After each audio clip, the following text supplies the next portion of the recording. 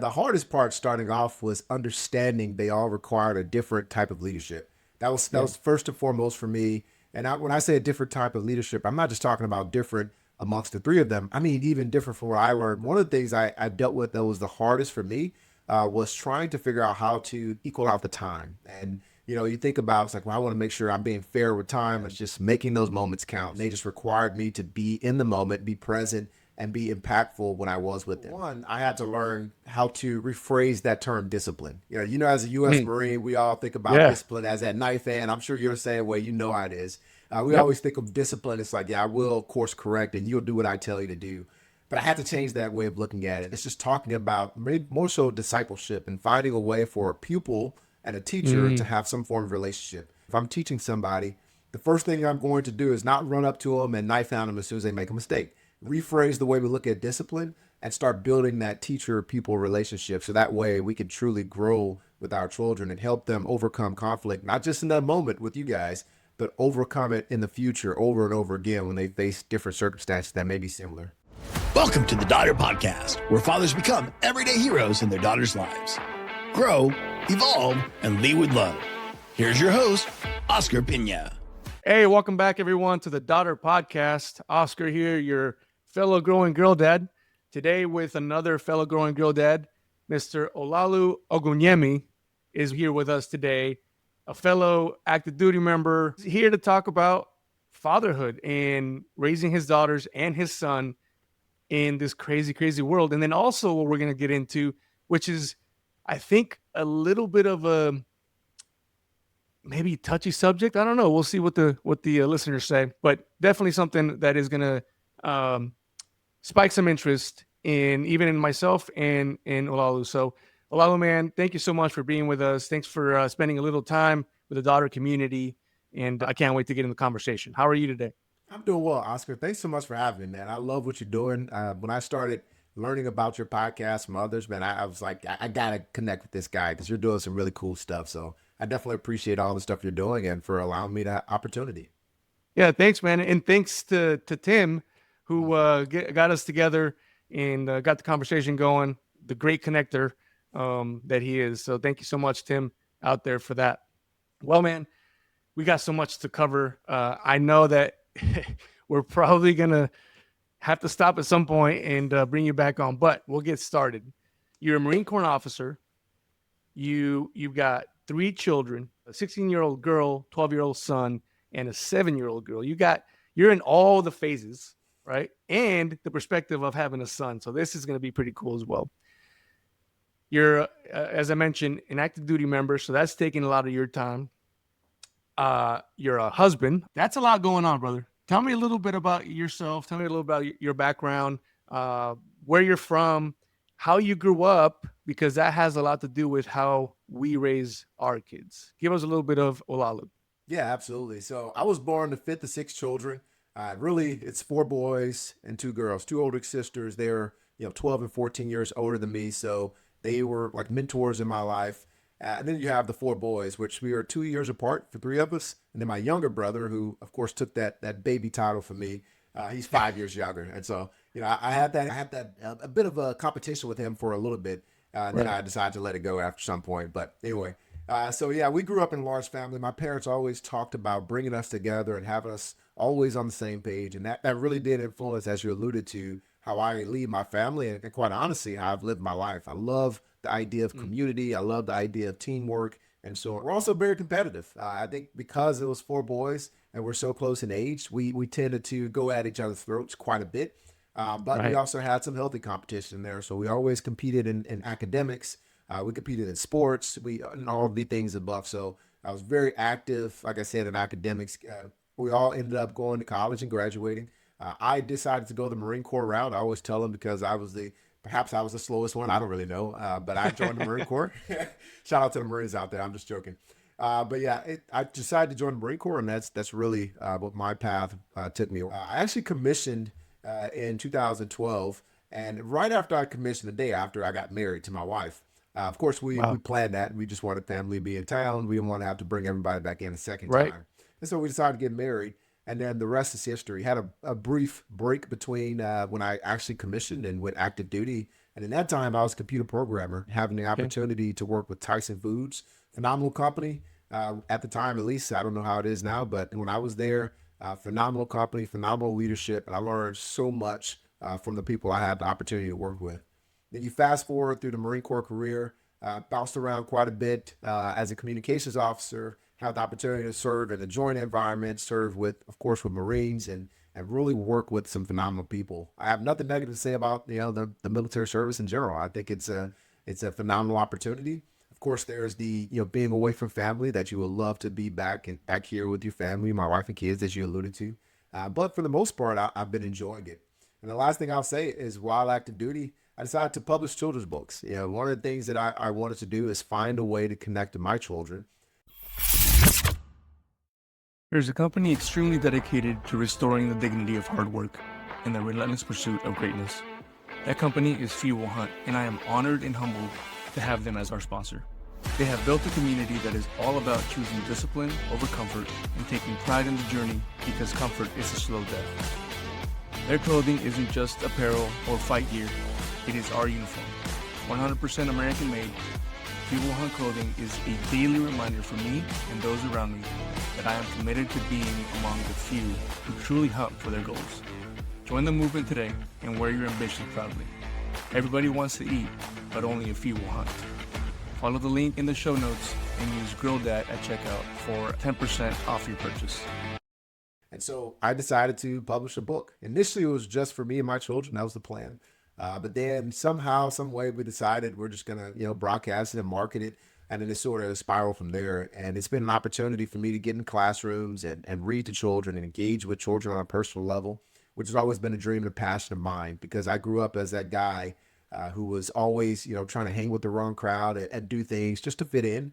And reality is that we all just need a better example. And so I want to be an example now that I wasn't back when I was a young teenager, a young child. So that's a lot about me. So I'm very excited to be here again, like I said, and that's me. Man, that's a lot. That's you. You got married the same day you joined the Marine Corps. That's brave. Right. Now, when so I was 2012. When did your first child get to you? Yeah, so my first child, actually, I graduated. That's what I meant to say. She was already 3 by the time we had our wedding. Oh, okay.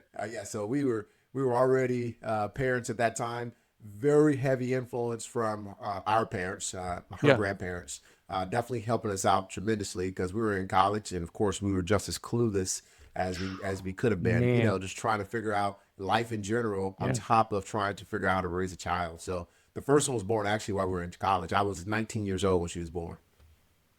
Holy moly, that is some work. Yeah. Congratulations on getting through that, because that's something. I mean, I couldn't imagine, dude. Like we were married for 8.5 years before we had our first kid, right? Because if I'd had a kid at 19, it's like a kid raising a kid. I would have. I don't know. That's kudos to you, brother. Yeah, I appreciate it, and it's one of those things that you don't think about, because now you've grown up in it, and sort of I've learned a lot of lessons. But I remember at the time, I thought I was prepared, and that I thought I knew more than I actually knew, right? And you get into those situations to where you're like, oh, wait a minute, I have to bring money home in order to pay the bills, or I have to do this, or I have this other human being who's relying on us to do X, Y, Z. So my decisions that were normally in my mind growing up, especially in high school, they're all going to be my decisions. I'm going to choose to go here. At one point, I was going to go to Alaska to play basketball. I picked a random school. I thought it'd be cool. It really is because I broke up with my girlfriend. That's what happened. I was going to move to Alaska to play basketball. I had all these great ideas, but that all slowed down when you had to focus on family, man. And so at the time, I thought I was mature and had all these answers. But when I'm looking back on it, man, I was completely clueless. And thank God I had a supportive family who was able to wrap their arms around me and help me out. Help us out. Otherwise, I have no idea how we would have made it through. So, Olaolu, man, you hit on something very, very key, and I think a lot of our military folks feel this. I know we do. I've been in the military for over 18 years. The support system's so big, brother. Like when you're raising kids, and I mean, I couldn't imagine, going through college and trying to raise your young daughter and not having a support system. I mean, that would be mind blowing. And it's also something that as I mentioned, for military, a lot of times we don't have that, right? We move around. You probably have experienced that now, being in the Marine Corps for a while. It's crazy to think that support systems, how do I say this, don't exist even when you have the family around, right? So it sounds like you did have that, and obviously it shows via your success to where you're at now, and that's a key component. We had talked before, you and I, and we had discussed like that support system not necessarily coming from family, but like us being influences, us as in men being influences for other kids. Because I don't care what anybody says, dude. Like, it takes a freaking village. Like, it's insane. And even though, like, for us, we have not had family around where we go, all my military folks know out there, sometimes the people you meet in the military sometimes get closer to family than family, because we all notice that it takes the village, right? To be able to do certain things. Someone leaves, someone goes to DY, someone goes deploy, and you just need help all over the place. Your daughter's 3 when you come into the Marine Corps. We haven't talked about where you went first. And essentially, 4 years later, your son comes, right? Give me some context to where you're at then and what that support system then looked like. Yeah, phenomenal question, because you're spot on. The second we moved away from home, we no longer had that family support system. And so we had to rely on our Marines to our left and right.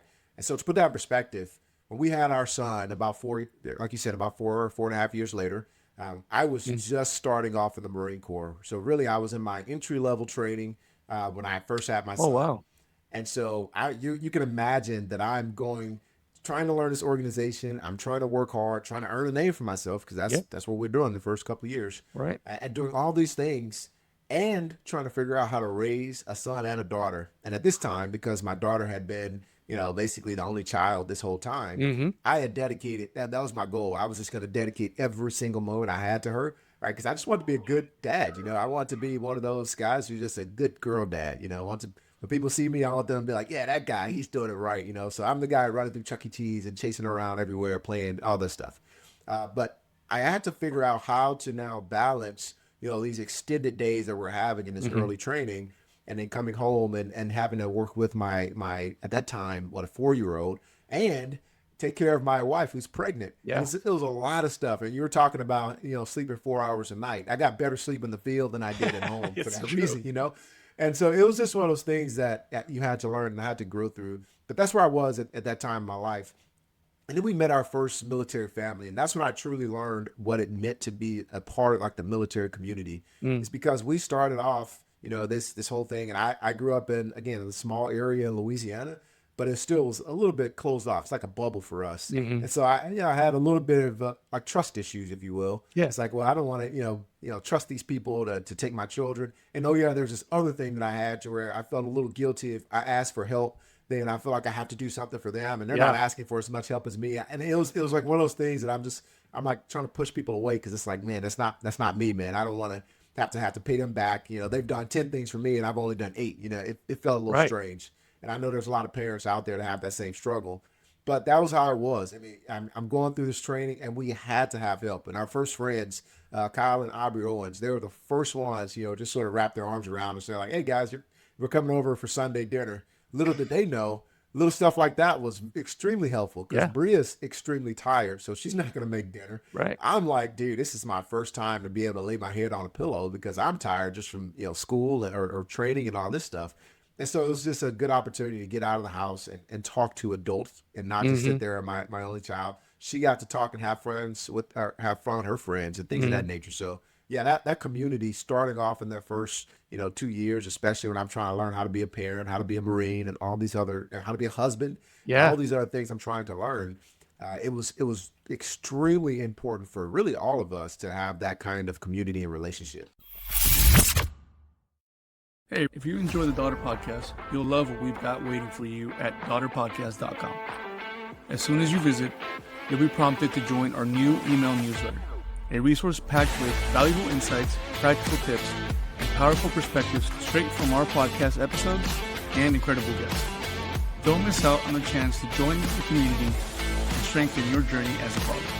Visit daughterpodcast.com today and subscribe, because great dads never stop growing. Yeah, I mean, when you're looking at that one friend, right? Like that first one that all of a sudden you realize they're a lot more help than you could have imagined. And you're right, there's a little bit of pride, if you will. I call it whatever, man dumbness, whatever. I don't care what people call it. Like, it is. You're looking at like, well, now we kind of owe something, and now it's a weird self-induced stress that you do until you realize like it all equals out at some point. As long as you're being diligent with also being a good friend and a good person, it all equals out, right? And then you really start to kind of settle into like, all right, certain people I'm good with, like, yep, let's do that. Eventually we'll do the same for them or something different. It doesn't matter. It'll all equal out.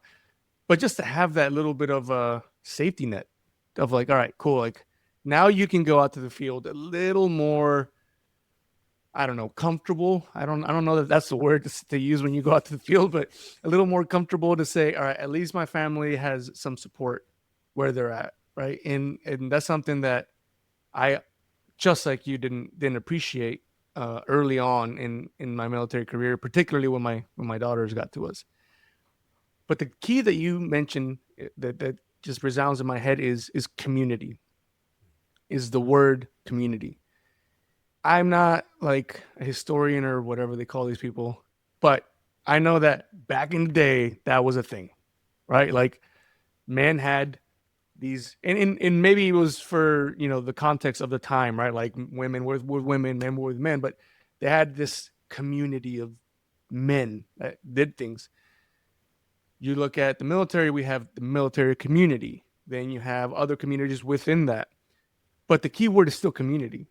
And as soon as you started realizing like this military community is actually extremely beneficial for my family, the safety, the security, and everything that my family needs, it sounds like you really, that's really what triggered you to be able to do what you're starting to do. Yeah, absolutely.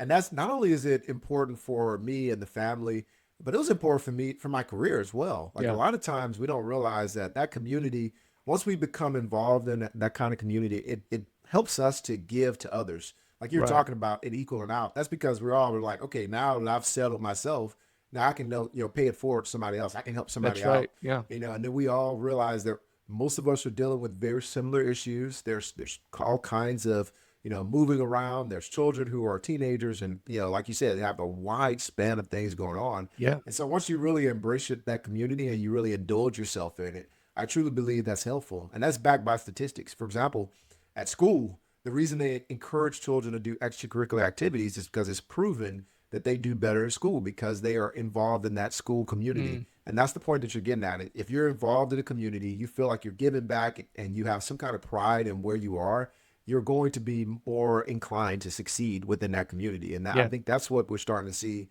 I reap the benefits of really learning from a lot of people. I've learned from you. I learned from all kinds of people who I meet who've been in this organization or been around for many more years. And I'm like, man, this is fanatic. This is fantastic for me to be able to learn and grow in this way. But that's only because I learned how to let go of my own guards that I set up around my own family, around my own self, and allow myself to explore and learn more about the community. As we were talking before, and you're looking at community, right? We discussed a little bit of like, you've got things like I think it's called the Boys and Girls Club and Big Brothers and Big Sisters, those kinds of things. It's been interesting since I got into being a girl dad. I had my daughters, and I say got into, not like right when my daughter got here, because I don't know that I was like fully accepting of the title, if that makes any sense. Probably simply just sheer fear. I don't know. But I wasn't fully accepted. But as I started to look at it, I'm like, as you look at an outsider's perspective and you start looking at what you want to do. Like my goal is to be the best father for my daughters that I can possibly be, the best husband to my wife that I can possibly be. And it's hard because sometimes you don't see that from others, right? The father who, mistreats his family, the father who, sexually abuses a child, like all those things you see for myself, I know a lot of in the community, I'm sure for you, like you can't even wrap your head around that. You just can't. When we think about these communities that we're talking about that help children in those situations, it's been very, in my opinion, and this is not fact, I haven't gone on the internet and looked at research, but in my opinion, it's very segregated. And it's probably for a good reason, right? You got mentors for boys, normally are boys, mentor for girls, normally are girls. And I'm not disagreeing with that. One thing that I got thinking of, especially after you and I talked, was how do we as a community of good men or men that are attempting to be the best possible that they can be, how do we influence the now tainted view of some little girl's world, right? For her to say, I had this horrible experience with this male figure, but there is positive males out there. There is good fathers and good role models out there. It really got me going because I'm like, dude, I'm a father of daughters, and if the school was like, hey, your daughter's mentor in school is this one male teacher, I'd be like, well, let's talk about that real quick, right? Because I'm just being honest with you. Yeah, absolutely. Okay? But it doesn't mean that it's not necessarily a good role model. It's just the view that I take. Extrapolate that to a girl who has had a horrible experience with a man. Then how do we, a community of good men, start to influence that and show that, hey, yes, your experience is horrible. We're sorry, but notice that not everything is going to be like that. Yeah, man, that's a fully loaded question for Right? sure. Because here's the problem, and one of the things I used to hate when people said is perception is reality. Because I'm Right. like, no, perception is not reality. That's Yeah. just their perception. Yeah. But here's the truth: perception for many people is their reality. Is their And that's the reality. tough part. That's what sucks, because what we're talking about here is there is a community. To be honest with you, statistically proven, there's way more men out there who are willing to do great for the community Yep. and do great for the world than there are those who are doing the negative things. But unfortunately, because the negative things are so evil and so they tend to make us lose that trust so much that they have the bigger narrative. I mean, look, you could turn on the news today and you can see the biggest news media today has something to do with a male abusing his authority over a female. Yeah. And that's just the facts, right? So we already are fighting an uphill battle of trying to change this narrative that we aren't out here. We're all not out here to do, evil to others. Right. And so what I always recommend to people is it's a hard thing to change, but it's our job to highlight those things. And what you're doing, in one way, if you're doing it already, is by having a podcast that's featuring these girl dads who are doing these things, who are out here doing positive, not just for their daughters. In many cases, they're out here doing positive for many other young ladies out in the community, and there's no ulterior motive. And so I always tell people when they come out, because I've had this conversation with several men, and one of the things that I've seen is, the first thing I tell people is check your motive. Like, what is your true motive? Are you truly going out there because you want to help, or are you trying to prove something? Because if you're just going out there to prove something, it won't work. I promise you that at some point it's not going to succeed for you. Your efforts won't be successful. And then the second thing is, if your motives are not pure, then you just need to get out of the business. Don't even attempt to try to mentor some other young lady or young man for that matter. Just don't even do it. The other thing, and I hate to say this, but for a lot of us men, we need to check our recent past.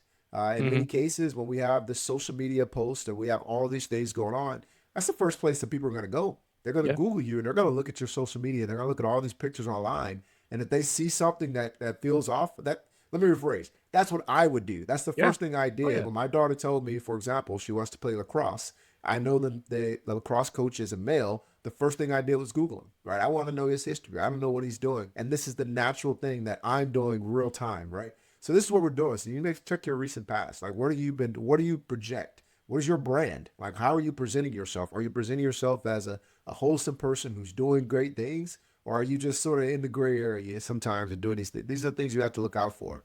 And then the third thing I always recommend to people is to get to know the parents. Like, you have to get to know the parents first. There's no way that you're going to develop a relationship, or you should develop a relationship with any child, especially not as a man develop a relationship with a young lady, if you don't have a relationship with the parents first. And then especially, and here's where a lot of men sort of get hung up, is when they're in this single parent. A lot of times this is where they find themselves. There's a single mother there trying to take care of a girl, or she is taking care of a girl, and you want to help out.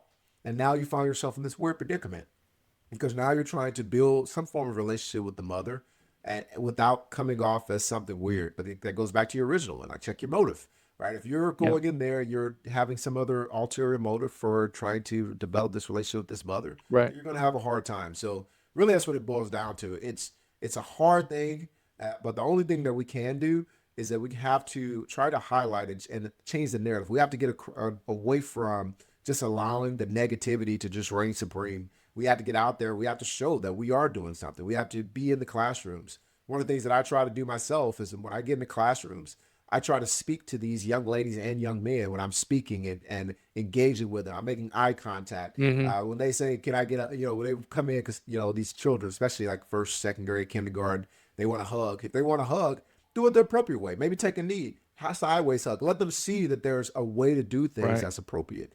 And not just be the one who's like so standoffish, because the problem is if we're too standoffish, now they still don't understand what right looks like. And the only thing that they have to build off of is what they see in the media or what they hear from even protective dads like us, right? So this is the things that we just have to realize, that there is a huge narrative out there, and it's largely negative.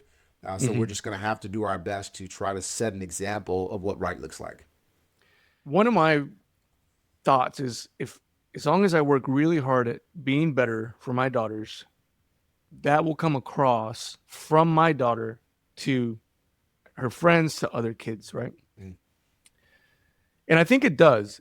It's just interesting to see it sometimes come across almost negatively. And what I mean by that is that, like, the kid will get hate on, and you and I know why, right? Like, we know the context as to why some kid is hating on your kid because of those reasons. But it's like, I wanted it to be positive, but it actually turned a little negative, right? So now my daughter's lost a friend because all of a sudden, if you look at this other kid's background, they don't have the support, the father who is there and showing up and present, right? They see it on your kid or with your kid, and they almost hate on that because it's like, well, I don't have that. And that's something that we can't control. I completely understand that. We can't control people, but it's just interesting to think about that. It's like, I want it to come across from my daughter to whoever she presents. And honestly, not in a self-indulged way. Just, I would hope that the work that I'm doing is coming across. Right? My daughter's kind, she's humble, she's all these different things. And maybe she says that, yeah, my dad does X, Y, Z, and that, that kind of sits.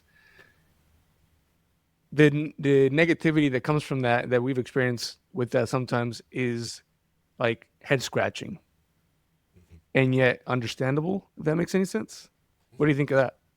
Yeah. So, man, that's a great point you're making. So I lived that, right? So my dad was in the home in the small town where we're from, Louisiana. And of course, I'm not, this is just my relationship with my dad and how we had it. But a lot of my friends didn't have their fathers in the home. And I remember my brothers and I talked about this when we had this conversation with some of them. They're like, you guys are rich. You guys are rich. And we always thought, like, hey, we're being made fun of for being rich and being all these things. And I'm like, what are they talking about? Yeah, I mean, we grew up in a double wide trailer, so I was like, okay, maybe because it's not single wide, it's double wide that makes us rich. Like I didn't understand what made us so rich. These guys that walk around in Jordans, every Christmas they're getting, a few $100, they're getting all these things, and I'm sitting there like, dude, I'm wearing, Burlington Coat Factory stuff that's hand me down for 10 years ago. Right. And these are the things that I'm realizing. I'm like, but what are they talking about? Why do they keep saying that we're rich? Yeah. Why do we keep getting isolated and put in this weird category? And that's exactly what you're describing. Is because they see something that's worth more than money. They see something that's more valuable than any of the presents they may get around Christmas time. And again, these are children who are getting, in many cases, hundreds of dollars from their fathers who, just give them something because, they haven't been there throughout the year. So they want to, make sure that I'll give them whatever they need. Right. And this is who they were. And so they looked at us in this weird light as if we're doing something that's wrong. And I had to live through that guilt. At some point, I felt even guilty about it. It's like, man, what? I'm not doing anything, to deserve this. My dad's just doing it. And to be honest with you, and this is to help some parents out, it created a little bit of animosity between me and my father. As strange as that sounded, right? It created the animosity that is like, man, why? I don't understand. Their dad's not, and it was this thing that I couldn't place it until we got older. We started having these conversations. I'm like, oh man, is that what that was? And so that's just to encourage parents out there, because there's going to be a lot of dads out there, and you may see that where the children feel like they're being isolated and they just want to fit in. And how are they fitting in is that, they got a lot of respect for their moms, and they're putting their moms on a pedestal, and they don't even talk about their dad. So they don't even reference their dad as a human being. Their dad could be in a room and they just want to try to ignore him like he doesn't exist. And those are the things that I was personally doing. And my dad knows that I love him to death. I'll call him today a little bit later. He knows I love him to death, and there's nothing he can do about it. But these are the things that we had to learn and grow through. But you're right. It's something that is hard to place. It's very strange. And it's even harder to talk to your children about. But it's a true thing that we have as parents, as fathers. We're going to have to get in there and talk to them about it and help them understand that, hey, I understand that you're being isolated and ostracized for something that has nothing to do with you. Listen, this is a positive thing, but you just have to be there. Understand that people are going through different situations. Right? People are all walks of life. They have all these things happening to them that they didn't cause either. And so just know that's just how life is. And unfortunately, we just have to work through it. And keep that line of communication open with your children, so that way they continue to feed to your information. And so that way you guys can continue to grow. But just know that there may be some animosity that's not caused by anything you're doing other than doing the right thing. And I hate to see that the right thing be almost punished by negative reactions, but that's just part of it. The last thing I'll say is there are some full circle moments out there to where we did have the conversation with some of those guys from back home. And they started explaining to us. They're like, yeah, man, back in the day, we didn't really like you guys, right? And it's all really because your dad was home, man. We wish we had that. Right. And we look back on it, we're like, oh, bro, we did not appreciate our father the way we should have growing up. Especially as young men, we thought, we hit a certain age. For me, it was like 14. I hit that age, and all of a sudden I was grown. I knew everything, right? Yeah. And so we just start butting heads, and it's like, all these things that we're doing. And I'm like, man, I wish I would have appreciated him more back then. And those are the kind of things that I think that now he knows. We talk about it all the time. But back then, I'm sure it was discouraging to see as a father. But he's trying to be positive. He's bringing in other children, and everybody's like starting to treat him in this weird light, like he's doing something wrong. Where in reality, he's just trying to be a light in the community. Dude, that's such a beautiful story. I never really thought about it till you said it, because it takes us right back to perception. Perception is reality, right? And those kids probably didn't understand that the perception was that they're hating on you, or the perception was that you're rich, not because you're over here flinging money or showing this, lavish lifestyle, but they probably don't realize it, but they see the richness in your family, and it makes them miss that. You obviously are in it. You're like, what are you guys talking about? My shoes are having holes, bro. Because rich to you, right? Because you have the richness of the family. Rich to you is money. And it's crazy to think that way, because I don't think I've ever thought about it. Obviously, I know what perception looks like. And, in the military, many times you'll hear perception is reality. Perception is reality. But it is for a situation like that where these kids are looking at your reality and realizing like that's a lot. I want that. And you don't even feel it, right? And yet, just to your point, my girls could be talking about their mom and they love their mom and she's like their number one, right? And every so often our egos, you hear it in the back, you're like, I'm here too, guys. Like, remember I made you breakfast, I put your lunches together. You know what I'm saying? So your ego kind of gets like hit a little bit. But at the same time, that perception in the long run, you're a product of it. That long run perception of like, oh, I'm here because of the things that he did in the background that I didn't appreciate. Yeah, and it takes a while to get there. And Yeah. I say a while. It took becoming an adult myself and looking back at some of the things that I thought I was missing out on, and realizing that that's not it. And one of the things that I talked to my dad about, and he even told me, admitted that I think he could have done a better job of, is just talking to us about that. Because here's how we can have that conversation now. I think that we can have a conversation with our children and just ask them what they value, what things are important in life to them, and just keep working with them and helping them understand. Because at the time, I didn't understand and I didn't value it, especially when the reaction, of course, because my dad is now offended and because we did something to offend him, let's be real. Right. But he's now offended. So he's like, well, what did I do to you? I'm doing all these things here. I'm doing all these things and you're thinking about some Jordans. You're thinking about this and Right. that, and so he's now sort of offended. He's talking to us and trying to teach us values, but now we're standing almost on opposite sides. Like now it's a true conflict, if you will. And we're now standing over here. He's saying that I'm doing this for you. And we're like, I don't care about that. I want some Jordans, and you have this weird dynamic where in reality, it could have been just more of a conversation about values. We're like talking about, hey, what are those things you value? Why are you acting that way? And start thinking about, do you appreciate that I do this, or is there something? And not asking her from a conviction standpoint, but maybe just asking it in general, like, hey, do you appreciate when I do this, or what do I do for you that you appreciate the most? And then tell them to ask the same question, and you start having those kind of conversations.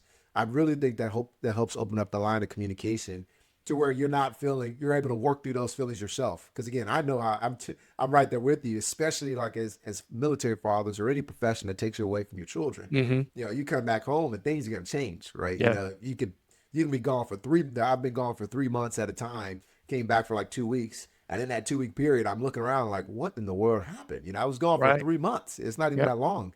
And things have changed. The children have gotten taller. They've got new friends. And there's so many things changed in that time frame. Right. And at times you just feel like you're left out.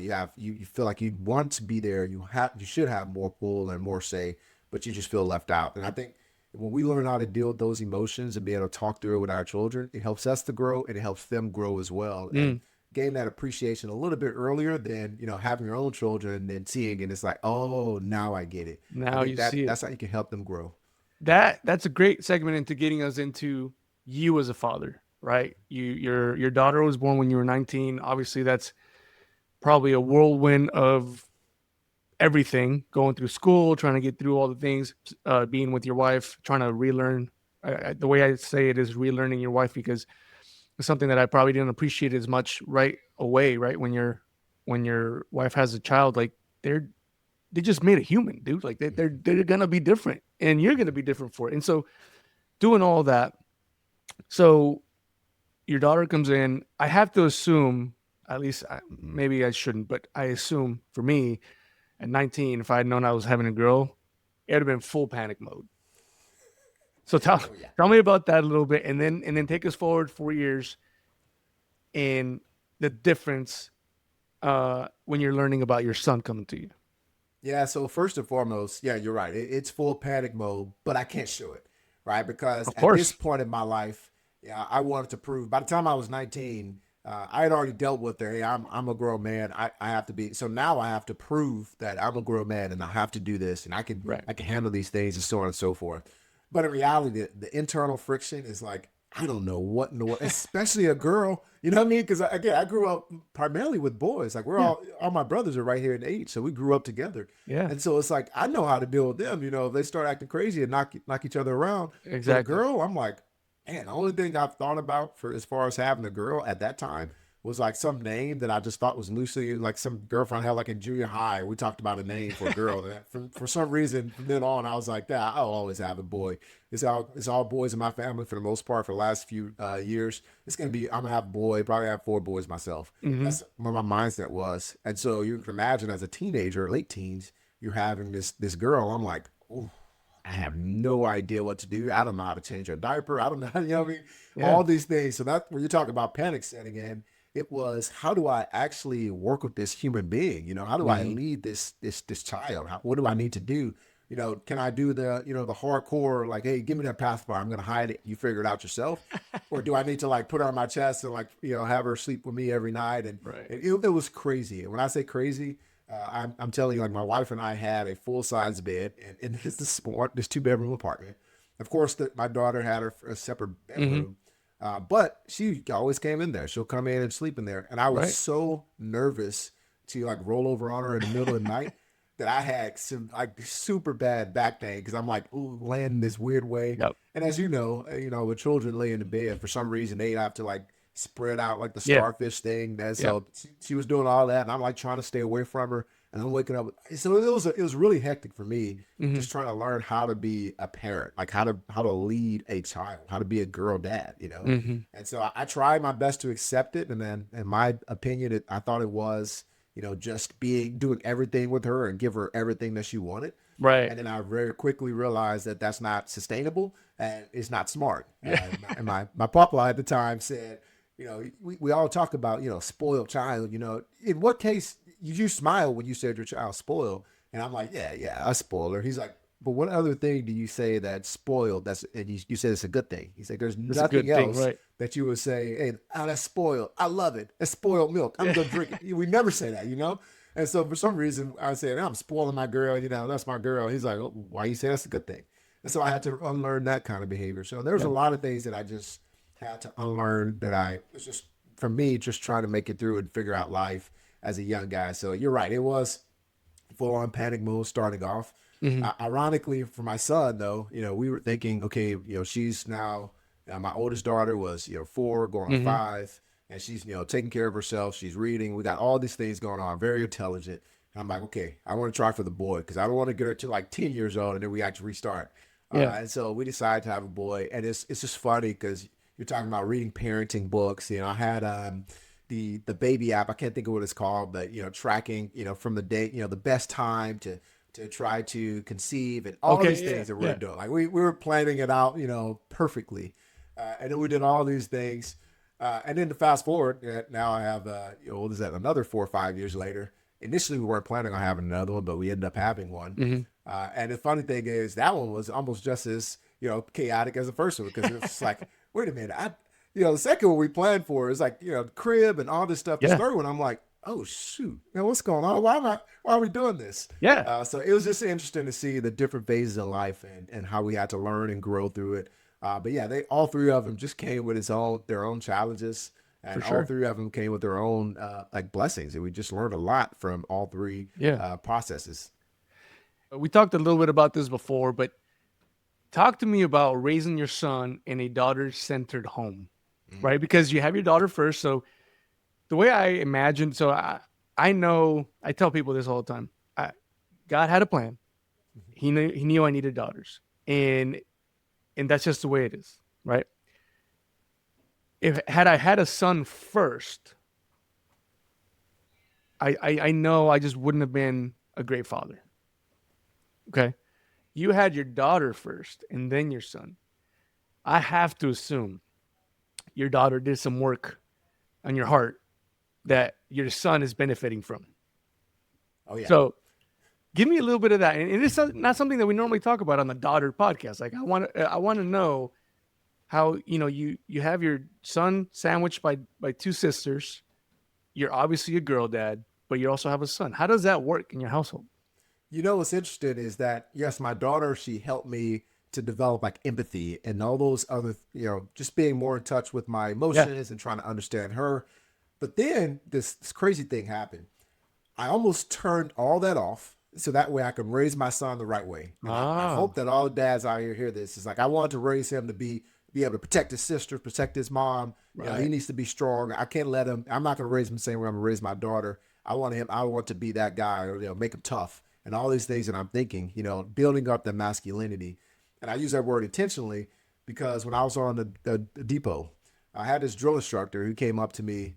And he was like, "Hey, sir, have you seen this documentary?" Because we were just having a conversation about raising children. And it's just one of those random conversations, just like we're having now. We're just discussing how we can best, you know, raise our children. And he's like, "Sir, you gotta watch this documentary. It's called The Mask We Live In." And it's talking about how society's expectations of masculinity are actually causing our young men to be less resilient. And that's really the gist of that entire documentary. And when I watched that, my mind was blown. I was like, man, look what and he was only at the time too. So you can only imagine how much I was going to do. But I was thinking, man, I'm sitting up there trying to like force these ideas of masculinity on him and force him to, you know, when he was at 2.5, for example, 2.5 weeks old, I was like, all right, perfect. He can get out of here, out of our room. We can put him in the crib. He'll be fine. You know, if he needs milk, we'll go in there. But I need to start teaching him now how to be, you know, self-reliant and self-sufficient and so on and so forth. This is a real story that I'm telling you, legitimately. He's in the crib and we can look on the baby monitor. He's like so small in the middle of the crib, but there are the girls, and my oldest, and definitely my oldest and my youngest, they didn't go in the crib in 2.5 weeks. But these are the things that, you know, that I was trying to do. So it was very interesting. Yes, I had that empathy, but in some ways it almost made it a little bit harder for my son until I had, you know, being coached luckily by one of my drill instructors who was like, hey man, you know, you got to make sure that you're not forcing what society views as masculinity and society views what's going to make them tough onto your son. Your son needs to be able to grow and develop as well. And so that's how it was. It's very interesting. And I always try to look out for that. If there's times when I'm like, okay, you know, how am I feeling? Why am I feeling the way that I'm feeling? Because, and I'll give an example. The last example I'll give, I remember my son was probably 5, and I heard my wife say, it's okay to cry. If there's something going on, it's okay to cry. I heard her having that conversation with my son, and man, I almost fell out of my chair. You know, and the fact that happened to me, and I'm like, okay, now why is your mind? Why are you doing that? You need to start thinking about that, because if it was talking to my oldest daughter, I wouldn't even bat an eye at it. Wouldn't even thought about it. But because she was talking to my son, I'm sitting there like, why is she telling him that? Like, what is? And so there's some things that I had to work through personally to learn about myself and my upbringing and the things that I allowed to become a part of me, that I had to learn now to turn to my son and say, hey man, you don't be so stuck on trying to make him a man and masculine and take care of his sisters and take care of his mom, that you forget to teach him empathy and teach him how to grow and develop. So yeah, it's been I'm sure it's been a very interesting experience for him as a young man, but we've been growing and learning together. What I like about that story too, as it develops now, is that you have the opportunity times 3, if you include your wife, to show him, be the example of the masculinity that he needs to have, right? How to treat his sisters, how to treat his mother, how to treat other women that obviously I'm sure are around your sphere of influence. And I think that's I say this not having a son and not having that experience, but I just feel like that is so important. And I am a proponent of masculinity, but not necessarily the way it's villainized, because there are certain things that require masculinity and certain things that require femininity. By design, women happen to have more femininity, men happen to have more masculinity, but it doesn't mean that we have to be so rigid into one, right? And but again, I'm still, it's a maybe of a small struggle, because it's a dichotomy the way I look at it. I want to be, as Jordan Peterson puts it, I want to be that man that can hold it together at my father's funeral, right? Or at any funeral. That's a masculine trait. But I also want my daughters to see that I'm human, that I have emotions. Like it's like this weird thing, right? This weird dichotomy, because I don't want to. Originally, when I first found out we were having a daughter, that was my thought process was I got to be like super like stoic, like this is the way. And first of all, That's why I believe God sent me my girls. But second of all, it can't work that way because they're gonna leave the home. It's kind of the same concept as I'm sure you felt when I first learned about having a daughter. I wanted to protect her from literally everything. Nothing's gonna get to her. I go buy guns. I like do all the things I need to be protective. And 13 years of experience later, somewhere in there, I'm like, I can't. There's no possible way unless I put her in her room, put a bubble around her, and never let her out. There's no possible way to do that. So again, that adjustment of that masculinity is important to say, okay, instead, I need to show her how to protect herself, give her the tools to do that, and hope that I'm emulating those as well so that she can take those as she goes and meets people and so on and so forth. So that's the thing that I find that is really interesting. I obviously don't have a son to contrast it with, but I feel like I would have done the same thing. Yeah. One of the things that you said, you talked about being stoic, and I dealt with the same thing. One of the things that just screamed to me is that I had to learn that there's the perception of stoicism and the perception of emotional unavailability are almost the same. And that's the hard part. And I'll use a story. So my son was diagnosed when he was 3 years old with complex partial epilepsy. And at that same time, we had a miscarriage. This is for my last child. We had a miscarriage. Oh, wow. Around that same time, the AC had broken down, and there's a lot of stuff going on, right? And so we're going through all these things as a couple, as a family, and I'm just trying to be stoic. I'm trying to be strong for my family, and I'm showing no emotion whatsoever, aside from, hey, we can make it through this. We're gonna make it through. We're pushing. Like, let's keep going. I'm showing up, playing with my daughter. It's almost like nothing's happening, right? It's almost psychotic if you really were to look at it. The way that I was trying to go about this. And it wasn't until my brother calls me. He's like, hey, how you doing? I'm like, oh, everything's good. We're blessed. We're doing this. We're doing that. Bria's working through it. We're trying to help her out. My daughter's working through it, and we're just talking through it. He's like, okay, got it. Thank you for telling me that. How are you doing? I'm like, I'm great, dude. Blessed, another beautiful day. He's like, nah, stop. Right. I know that's not the truth. Like, I know you didn't just go through a miscarriage, watch your son have a seizure for the first time, and all these other things, and you're going to tell me that you're good. And I'm like, yeah, man, you know me. I won't do anything. And he's like, listen, the biggest thing I can tell you, man, is that when these things happen, there's a grieving process that happens. And if you're not there for your wife, if you're not grieving with her, what do you think her perception is? And that's when I had that conversation, that heart to heart with my wife. And the fact was, she legitimately thought I didn't care.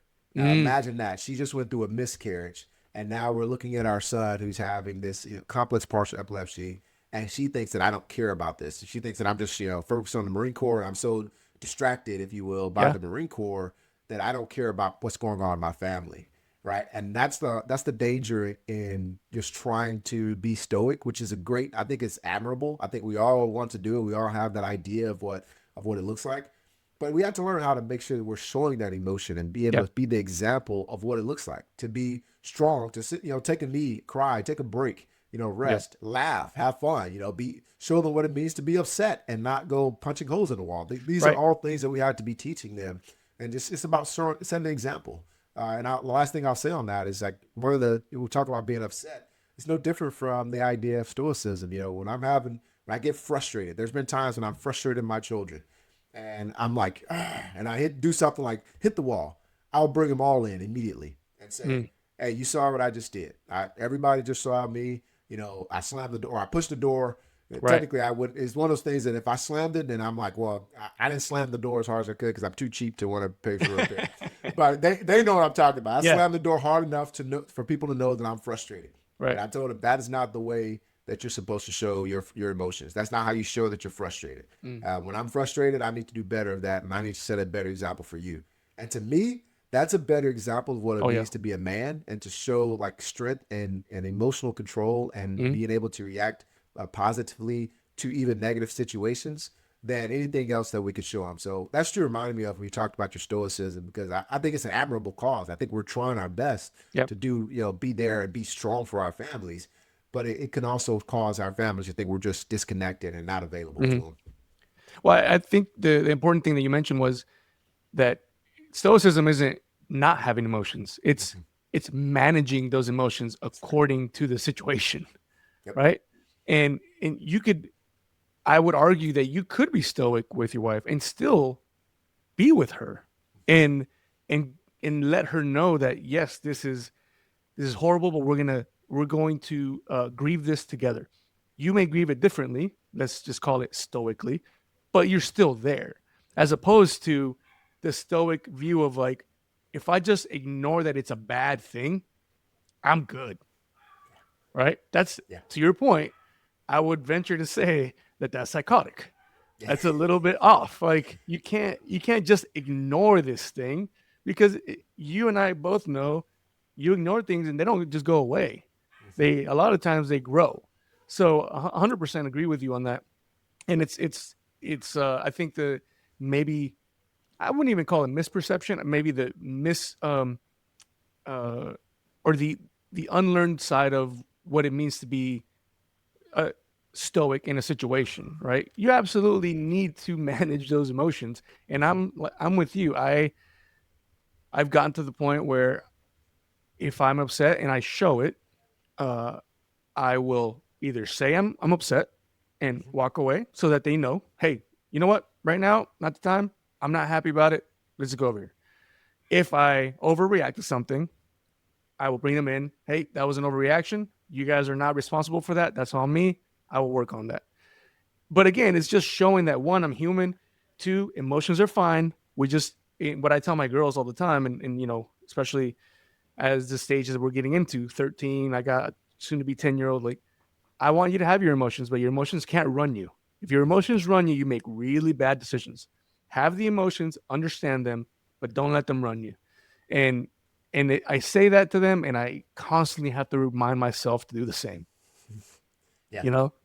Well, man, listen, I know we're getting short on time, and I want to get you back to your family. Give us a little bit of what you've been working on. Talk to us about those books that I see in the background, and anything that you've got going on, and then also where we can find you. Yeah, absolutely. So if I didn't mention it before, because I got very excited, we're talking about parenting. It's one of my favorite topics. I am the founder of parentchildconnect.com. And so that whole platform is designed to provide resources to parents, teachers, mentors, and caregivers to help them create teachable and memorable experiences with their children. That's really what it's all about. It's about connection, so that way we can help grow the next generation of impactful leaders. And so that started with really a children's book series, the one that you see behind me with 3 books, Crow from the Shadow, Billy Dipper's Time to Shine, and Horace the Horsefly. Started off with just, again, me just wanting to have a moment with my children, turned into me wanting to help other people have moments with their children. And so that's what it's all about. So I created this platform, and am really excited to continue to join people in growing a community, so that way we can become a part of a bigger community, which is helping to grow leaders everywhere we go. And so if you want to find me, you go to www.parent-child-connect.com. You'll see my blog. You'll see some free downloadable resources. Of course, you'll see my books, which are also available on Amazon. You'll see my content partnership with YouVersion. You'll see all those things. It's all on the website. You can contact me there. If you want to contact me, I would love to talk to you. Again, that's parent-child-connect.com. Awesome, man. And we're going to have those links on the bottom in the show notes for your site, as well as where to find the books. And social media, you need to follow him as well, because he's putting a lot of content out there that is just extremely, extremely useful for today's day and age. So, Olaolu, man, it's been a pleasure. I'm going to try to put you on the hook here and see if we can get you back for another great conversation, because I have way more questions. You saw my book of questions before we started. So, again, thank you so much for your time. Thank you for your presence with us and for the perspectives that you've been giving us. Absolutely. Thanks so much for having me. I look forward to joining you again. Awesome, man. For you guys, if you didn't write all the notes, no worries. Go back, rewind. I don't think we rewind anymore, right?